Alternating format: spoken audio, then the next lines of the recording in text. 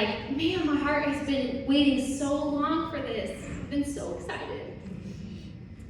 So, you guys, the last year and a half has been so tough.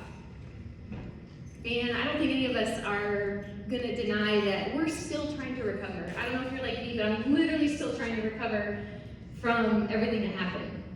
The changes and the challenges and everything that's just feels different. And we're trying to figure out, how do we get our feet back on solid ground? How do we get back to that point where we're going and we're able to do the things that God's calling us to do? And tonight, I'm so excited. When I was thinking about what am I going to talk to them about, I wanted to do more than just encourage you. I wanted to do more than just give you something great to think about. In all honesty, because of what we've been through and because there's so much ahead of us, I really want tonight to be an opportunity where I can spur you on to the very next thing that God has for us, for you. And I hope that through this conversation and through what we're able to talk about tonight, I hope that we can spur each other on. I hope that we can really start to begin building this new, fresh excitement and this new wave for all of the things that God has coming. So, on that note, what I want to talk to you about tonight is this idea of having a heart that is ready for anything. Because 2020 was a little unexpected. 2020 left us a little shaken. And on that note, I wanted to share a quick story of mine of a time other than 2020 that I was not ready for something big in my life. So some of you may have heard this story before, but I'm going to tell it anyway because it's a doozy. So I was 9 months pregnant and 5 days with my first Hadley. And we were living in California at the time, living the dream, Southern California. And I was so excited to give birth. I was one of those kids where, like, growing up, I loved, do you remember TLC, A Baby Story? Did anybody watch that? Yeah, I'm like ancient talking about that. So here's the thing, I watched those shows all the time, and I was so fascinated with childbirth. Like, these women were just so strong. They were so capable to do so much, right? And I was like, I'm gonna do that. That's what I'm gonna do. I'm gonna be a warrior. And so, I wake up about 3 o'clock in the morning to contractions. I had a false alarm. This was like the real deal. This was actually happening. It was bad. I was like, it's fine. We're gonna get to the hospital, and we're gonna get this thing going, and we're gonna have a baby, and it's gonna be so awesome. It's gonna be so good. So I walk into the hospital. They check my blood. They check all the vitals. They get you ready. They put you in the gown.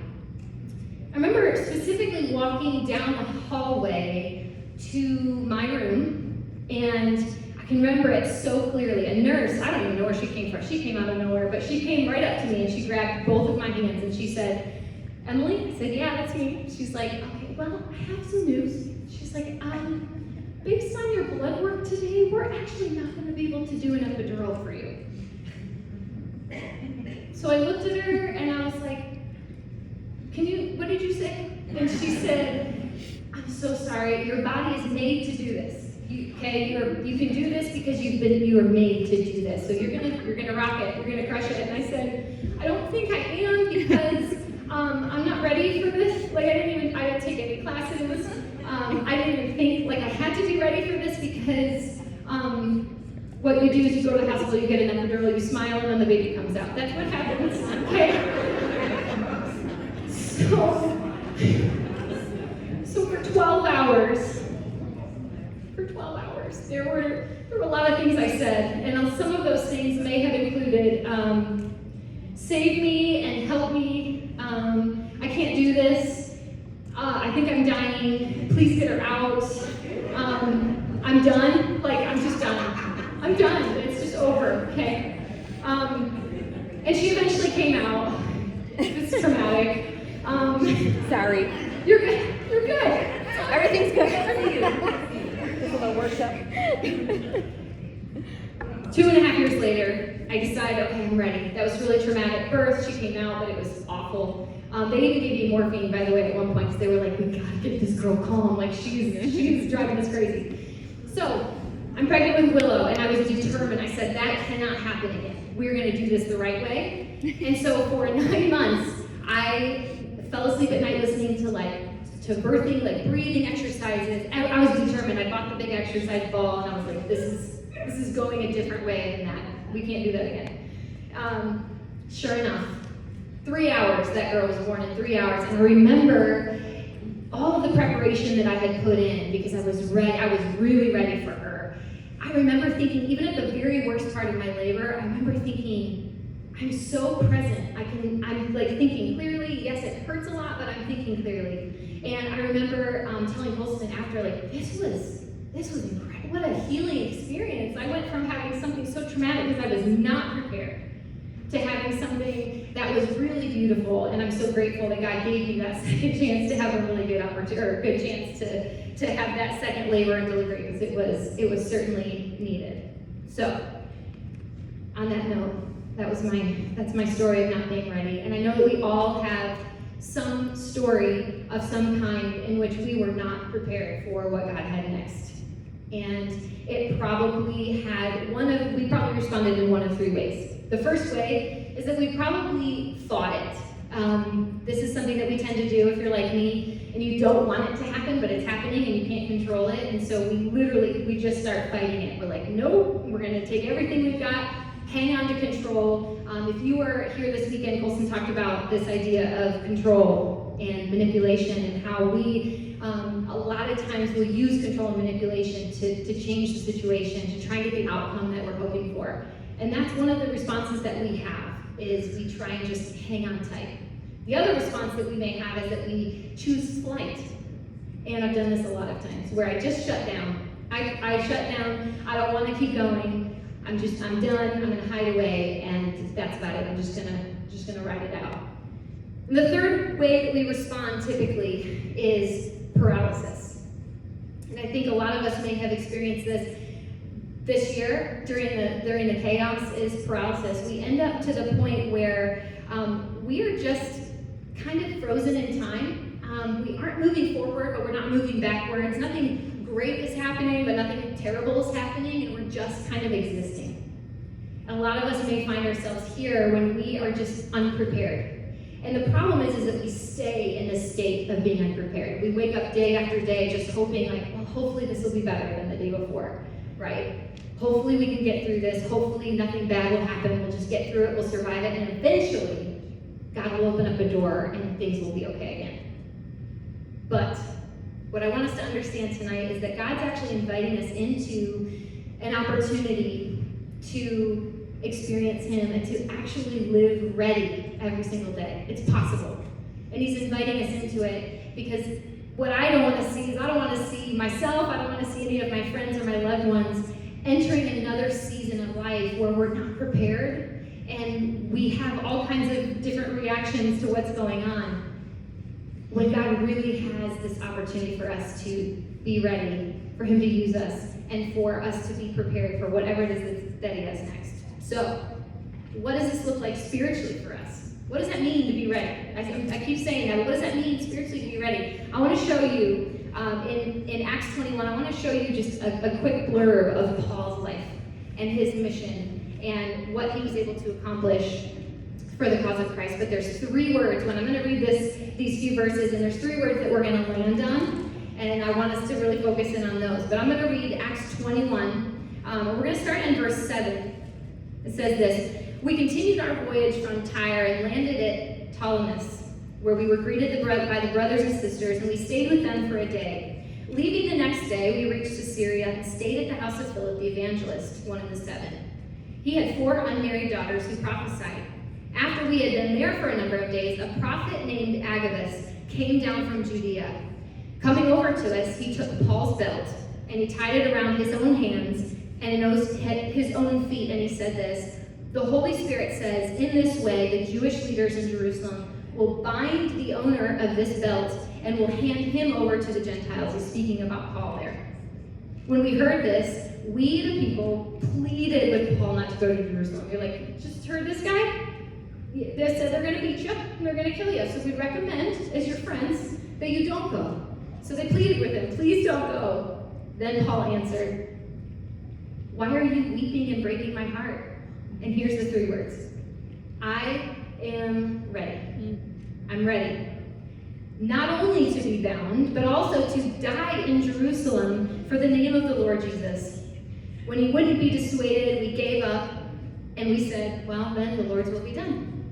After this, we started on our way up to Jerusalem. I am ready. I didn't say that very often in the last year and a half. I don't know that I could, to be honest with you. There were plenty of times where I just felt like, not today. Not today. And so I want to encourage us with this thought and this truth, because there is hope. As we dive into this, there's hope, and the hope is this, that Paul was not a supernatural human who could handle whatever it was that God threw at him. What I want us to know here is that it was Paul's choice every day to wake up and to give God control. It was his choice, which means that it can be our choice too. The good news is that we get to choose readiness. And I'm so grateful for that truth. I'm so grateful for that reality that we get to choose it. We don't have to wait for it. We don't have to hope for it. We don't have to say, well, when the pandemic's over, or when I get out of this job, or when I get out of this relationship, or anything. We get to choose readiness. But how did he get there? How did Paul get there? How did he get to that point where he could say, literally looking death in the face, and say, I'm ready. Let's go. I'm ready. I believe it's because of this. I believe it's because he chose to give God control of whatever was next. It's as simple as that. I believe that he chose to give God control of the very next thing. He just said, hey, listen, I have no idea. And based on our track record, God, like, things have been really rough. But I'm choosing that I'm going to give you what's next, and I'm going to show up with my yes. So every day he lived ready. He came ready with his yes for God. We have the same exact opportunity. For me, I like to be able to see what's ahead before I give my yes most of the time. I like to see, how's this going to play out? How did it play out for that person? Because I want to see how it goes for them. What's ahead? What does God have? Is this going to be comfortable? Is this going to ask a lot of me? Am I going to enjoy it? Is this good for my kids and me? Like, what's this going to do with my family? There's so many questions that I end up asking. What is this going to look like before I give my yes? And so often it's my emotions personally that can get in the way of that. And I want us to see this too. Paul, again, was not this supernatural robot who could handle anything that came at him. Paul was a man who was full of emotion.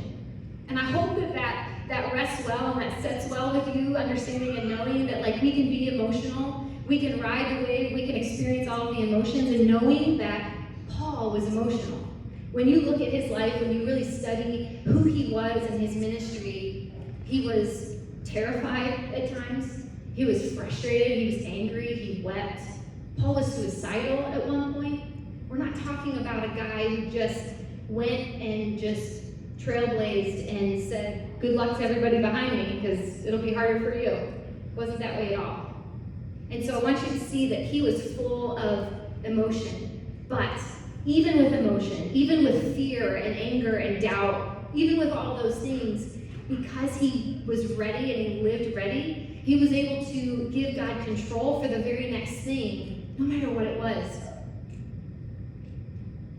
You may have somebody in your life that you know who seems to have a lot of faith. They may have been through something really difficult, like you may have watched them walk through something that's like just really hard.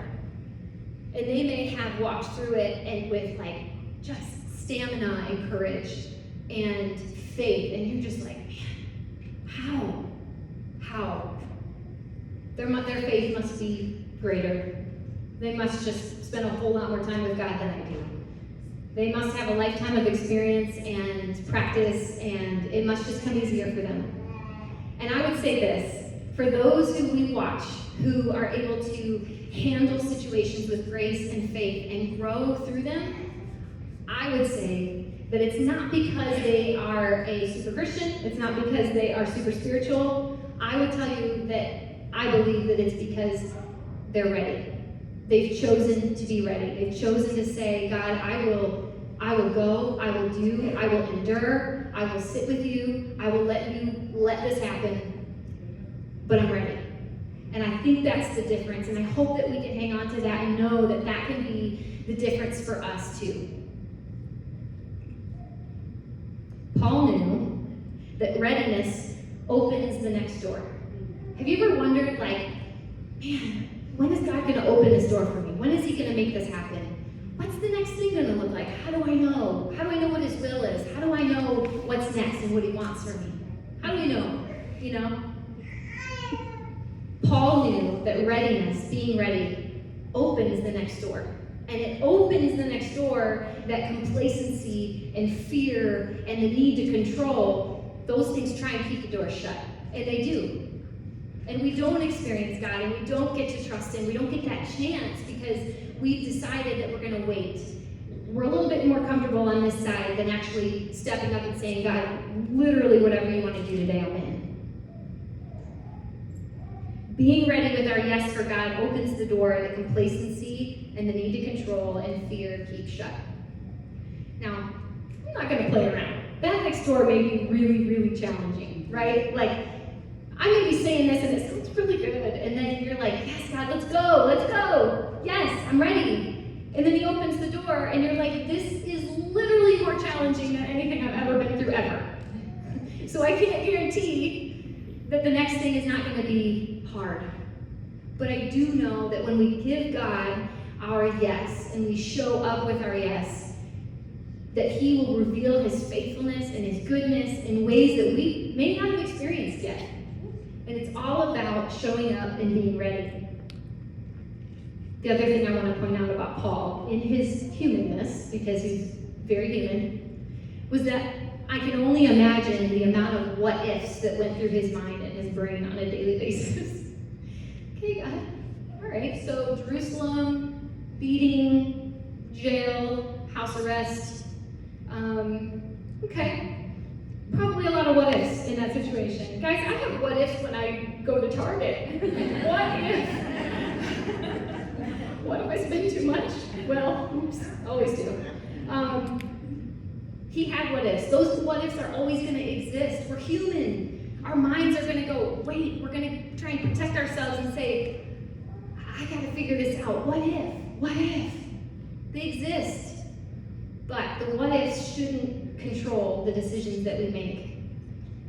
We need to be ready for whatever it is that God has for us. And here's the cool thing about Paul.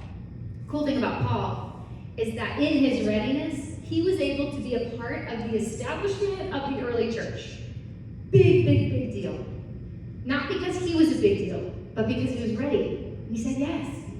Whatever God did, whatever door God opened, he said, okay. And even before the door was open, he showed up and he said, God, yep, whatever, yep, absolutely, I'm in. Count me in. Let's go. Where do you need me? And Paul not only experienced readiness and practiced it and made that choice, he also taught it. So I want us to see that too, that Paul also taught people in the churches that he visited. He taught them to be ready too. He knew how important it was. He didn't keep readiness to himself. He was like, guys, we got to do this, all of us together. So know that he taught everybody to be ready because it's so important. He said to Timothy in 2 Timothy 4:2, he said, preach the word, be ready in and out of season. Be ready. He told the Galatian church when he visited them, let us not become weary in doing good, for at the proper time we will reap a harvest if we won't give up. Be ready. Be ready. Live ready. Live with your yes already extended. Live with your yes already ready to place it at Jesus' feet. And here's what I love. Being ready and being able to say yes to God means that we get to live and walk and exist in our salvation fully awake to it.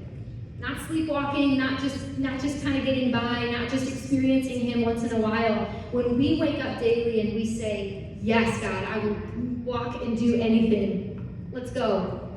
We get to live fully awake in our salvation because that is when God's going to say, okay, let's go. I got people for you today. So we need to also be ready so that we can live fully awake in our salvation. And when that happens, God gets the glory for it.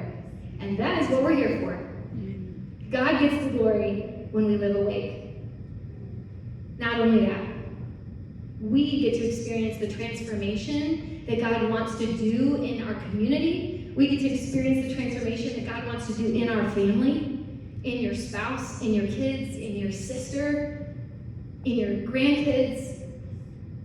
We get to experience that too when we show up and we say, God, I am ready, let's go. And God invites us into this, not as just an extra step, not as something that, hey, this would be good for you to practice. God literally invites us, he draws us into this idea of being ready and this reality of being ready because he knows that that is the most spiritually beneficial way that we could ever live. Ready. Ready. Okay, so we've talked about being ready. How do we do this? What does this look like? Practically, like boots on the ground. How are we really doing this? We're going to start to get ready and to stay ready. We're going to start by abiding. And that is a fancy word, my friends, for getting with God. Get with him. Sit with him. Lay with him. Walk with him. Drive with him. Be with him. Invite him into the space. Talk with him. Abide. Because here's what I know. A ready heart is a heart that has been with God. A ready heart is a heart that has been with God. And I'm going to say this, based on my experience, personally, it's the first thing you got to do in the morning. Amen. And I know it's hard. I know friends who work super, super early in the morning, and it's really hard to get up. I know a lot of us who have to stay up really, really late. If we can make room and choose to be ready first thing in the morning, then I believe that the rest of our day we will live truly ready, because a ready heart is one that has been with God. Word before world. If you probably heard that before, word before world. If not, it's a little, tacky little saying, we can just keep it in our brains. Keep it front and center. Word before world. We got to make a move. To be ready requires us to also make a move. And what I mean by that is we've got to position ourselves in a place where we get to trust God. So we've got to move ourselves out of a place where we're like, this is good, this is comfortable, I'm good. God, I can serve you from here, right? We good here? Right here? Okay, that's where I like to be, right here. But I believe that if we're going to live ready, we got to be ready to go and make a move. And we've got to literally position ourselves, like we've got to move ourselves to a space where it's going to be uncomfortable. We've got to go to work and we've got to talk to the people in our environment who are struggling. We've got that coworker who is just, man, life is hard for her. We've got to talk to her, position ourselves in a place where God can move, and we've got to really trust him. Talk to her about Jesus. When she's saying, I don't know what I'm going to do. I don't know what I'm going to do. We can step in and say, well, can I tell you about someone? Can I tell you about somebody who's radically changed my life when I didn't know what to do? It's about positioning ourselves in a space, in a place where we have to trust God. More of that. We need more of that in our lives. Maybe it's telling a coworker about God. Maybe it's leading a Bible study. Maybe it's coming to church and serving in a place, in a space where you may not love it. It may be hard. It may be a challenge. But that's a place, that's an opportunity for us to step into something that forces us to have to choose God. And give. A ready heart is always positioned to give its time and its talents. And if nobody has told you this, the body of Christ needs you. The body of Christ needs you. We need you. The body of Christ needs you. So we give. We are ready when we position ourselves to give our time and our talents. And then we connect. A ready heart is never a solo heart. It never runs by itself. A ready heart is always one that's connected. But I'll also say this, little caveat to that is, a ready heart is never a solo heart, but a ready heart is also going to experience loneliness at some time. Because when God calls us out of the comfort, and when God calls us out of the normal routine, and when he calls us away from the things that we tend to want to hide behind, the safety of those things, it could get lonely.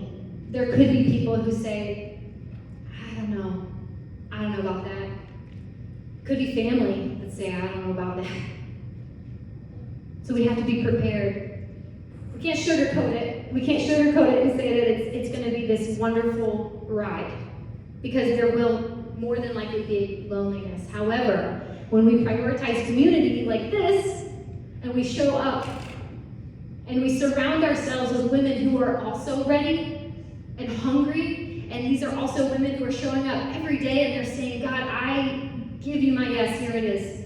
Take it. I don't know what's happening today, but take it. I'm in. Let's go. I'll do anything. Here's my obedience. Here's my faithfulness. We have to be in community. We've got to be in women's ministry, or Flourish, or a small group, or just spending time investing and serving in the local church or your neighborhood. Wherever that is, we've got to connect, but connect into community. So, like Paul, a Bible giant to us, to me. I always read about Paul, I'm like, this guy is like off the charts. This guy is crazy. This guy is crazy. Because his heart was ready for whatever it was that God had next, just the next thing, he was able to be the spark that set his world on fire for the gospel and for Jesus Christ. It set him up. It set him up for that. And friends, the same thing can happen to us. And what I want us to know, and what I want us to be excited about, not just encouraged by, but spurred on and excited for what's next, because we can actually live ready for what's next. And when we live ready for what's next, we get to be the spark that sets Downriver on fire for Jesus and for the gospel. And friends, a group of women ready are completely unstoppable for the cause of Christ. And that gets to be us. Imagine the impact. Imagine the life change that can happen if we live ready and we show up every morning. God, yes. That's it. Yes. You open that door, I'm walking through it. You call me to that, I'm going. We got to show up with our yes. So let me ask you this. Are you ready for tomorrow? Are you ready for tomorrow? Yes. Good, me too. No, we're gonna. No. The other thing too that I want to make really clear is that in order to be fully ready for the life that God's called you to be and to live and to walk in, is to know him personally. So if you don't know him personally yet, if you haven't had the experience of giving your life, handing the keys of your life over to him, it's the most important thing that you can do. That's the first step of being ready for life, for eternity. It's so important. So if you have questions, if that's something that you're like, man, I don't know if I've done that. I don't know if I'm fully ready yet. I don't know if I know him. Man, come and find me. Come and find one of our leaders, because that's step one. Step one. And for the rest of us, we gotta be ready for whatever's next. We're gonna stop fighting. We're gonna stop flighting. We're gonna stop living paralyzed, because we've come out of a very difficult year and a half. And God has huge things ahead. And I want us to be ready.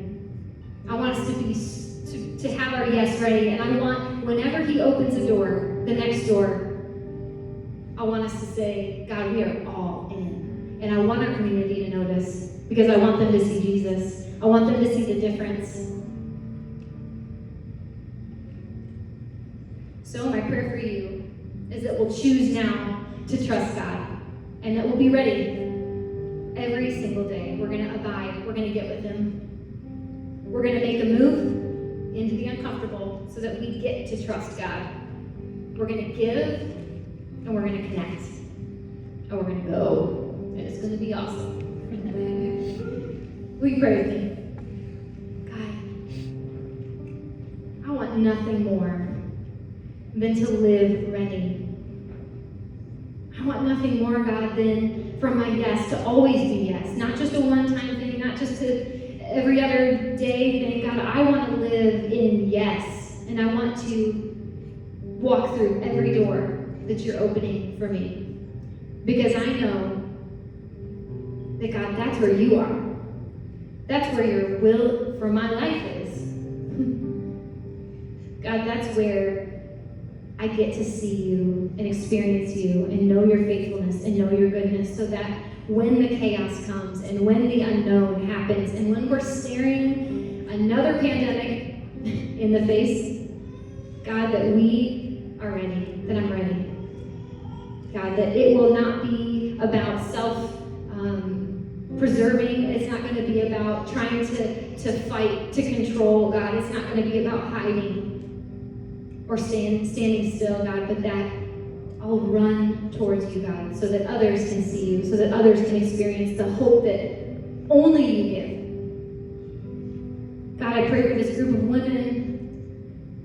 I'm so encouraged by this group of women in this room full of women who are ready, God. They wouldn't be here if they weren't. They're hungry, God. Show up. Give them every part of you, God, and help them to taste the goodness of readiness and of saying yes to you. God, thank you for this church. Thank you for your ministry. Thank you for the work that you're doing. Thank you for being so good.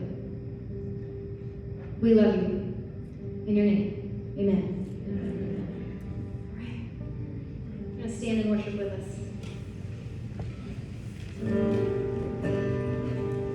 We're going to sing a song to this God. So if you want to quote lyrics, feel free to.